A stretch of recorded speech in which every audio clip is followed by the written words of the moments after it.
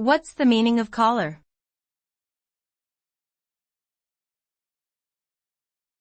Collar.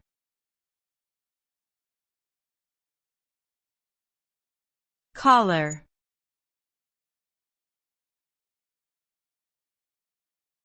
Collar.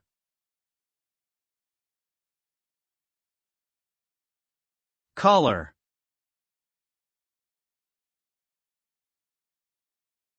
A collar is a type of clothing accessory that encircles the neck. It is often worn for fashion or to protect the neck from the cold.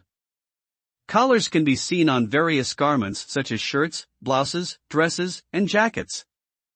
In addition, collars can also refer to the act of taking control or restraining something or someone, such as putting a collar on a pet or a person.